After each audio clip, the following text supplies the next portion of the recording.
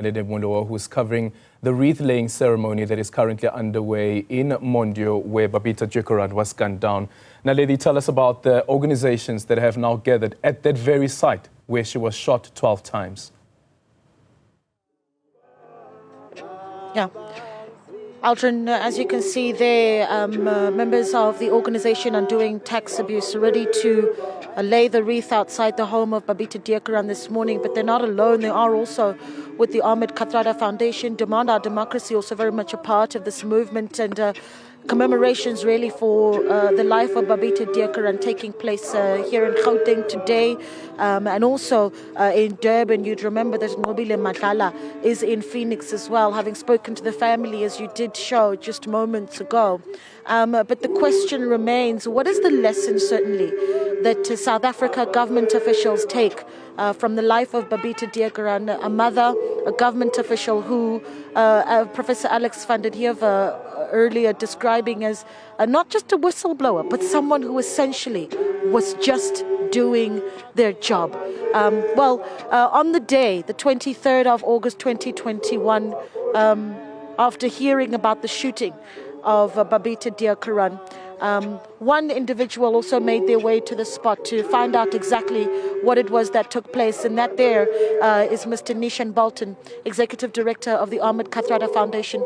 Mr. Bolton, a good morning to you. Good morning. Thank you so much for joining us. Talk to us about the 23rd of August 2021, what you remember of the news having come to you of the shooting of Babita Deokaran and the activities that then followed, and also what you want to see taking place here today. Well, excuse me. I had been in contact with Babita weeks, months before this killing, and she had given me some kind of indication of the pressure that she was coming under, the problems and the challenges that she was facing. I didn't know that we stayed not very far from each other. When I heard that a Gauteng Department official had been killed, I then just put two and two together that this was more than just a random killing. Went back to all of her messages and then realized that what was in fact happening was that she was at the heart of exposing a racket at the Tembisa hospital. I made my way here. Family had already gathered, and I stood next to this bullet-ridden car.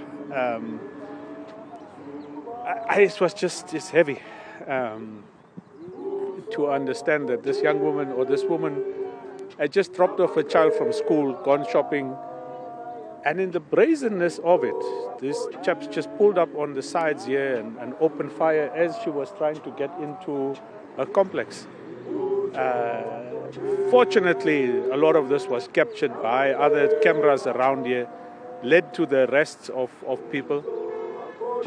But this case is far from finished. We don't know who paid them. Neither have all of the beneficiaries of the corruption that she exposed. Very little has happened. We hope that tonight, when Advocate Motibi speaks, that we'll get an update on the work of the SIU. What we've read this morning is that the amounts involved far exceed the amount that Babita had in fact mentioned, and that possibly the numbers of companies involved is in fact bigger as well.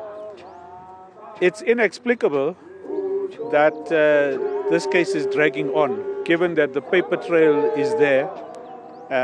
I guess it's the political will that now needs to be jacked up as well. Well, perhaps we proceed now with the wreath-laying ceremony, and when you, as we've been in the area, what you'll see is many communities, community members have been driving past, some of them even hooting as they see those that are here to commemorate Babita Deokaran. If you pan towards our right there, you'd see that the Babita Deokaran's family as well have also come to be part of the commemorations representing the Deokaran family, and to be here to observe the wreath-laying ceremony. And we will get closer to them and speak to them in just a moment to hear from them what it is that they would like to see from here onwards.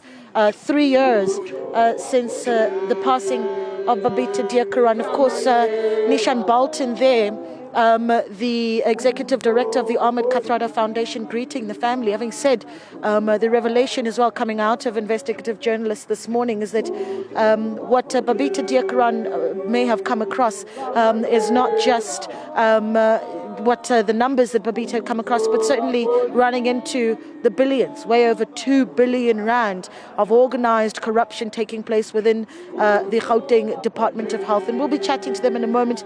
We'll come back to you as well when the wreath-laying ceremony does take place and hear the words of the family as well, Aldrin.